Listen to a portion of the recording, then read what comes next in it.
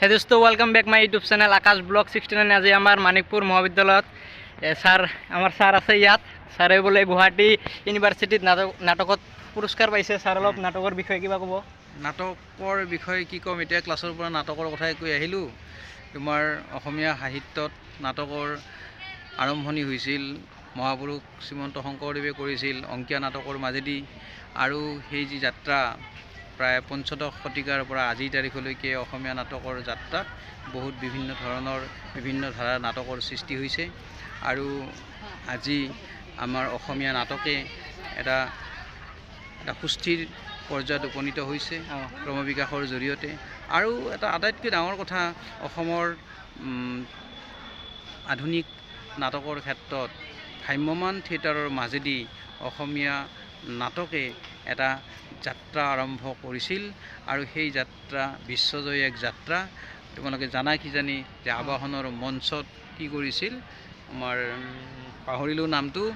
এই টাইটানিক নাটক একেবাৰে আবাহনৰ কৃষ্ণৰৰ প্ৰযোজনাত আবাহন নাটকত সেই টাইটানিক আমাৰ ইংলণ্ডতো মানে দেখুওৱা হৈছিল ভ্ৰাম্যমান থিয়েটাৰৰ গতিকে অসমীয়া জনজীৱনৰ লগত নাটকৰ একেবাৰে ঘনিষ্ঠতা আছে আনকি লোকসাহিত্যতো আমাৰ নাট্যধৰ্মী আমাৰ কালচাৰ আছিল আমাৰ এই পশ্চিম অসমতে খাৰাতালৰ কথা আছে বা আমাৰ ওজাপালি আছে সত্ৰীয়া প্ৰসংগতো আমাৰ ওজাপালি আছিল এই ধৰণে বিভিন্ন ৰূপত আমাৰ অসমীয়া মানে জনজীৱনত নাটকৰ এটা গুৰুত্বপূৰ্ণ ভূমিকা আছে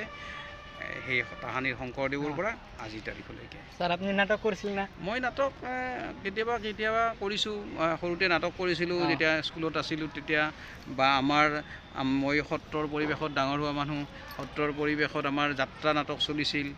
সেই সময়ত সেই যাত্ৰা নাটকত অভিনয় কৰিছিলোঁ যাত্ৰা নাটকত মই এগৰাকী ভাল স্মাৰক বুলি সকলোৱে বিচাৰে গতিকে এই ধৰণে নাটকৰ লগত জড়িত হৈ আছোঁ মোৰ নাটক মই ক'লোৱে নহয় মোৰ নিজৰ নাটকৰ পাণ্ডুলিপি গুৱাহাটী ইউনিভাৰ্চিটিত পঢ়ি থকা সময়ত শ্ৰেষ্ঠ নাটকৰ পাণ্ডুলিপি হৈছিল গতিকে নাটকৰ সেই পৰিক্ৰমাটোত এটা ক্ষীণ অৱদান এটা মোৰ থকা বুলি মই ভাবোঁ আপোনালোকে শুনিলে ছাৰৰ কথাটো এতিয়া ভাল লাগিলে লাইক শ্বেয়াৰ কমেণ্ট কৰিব।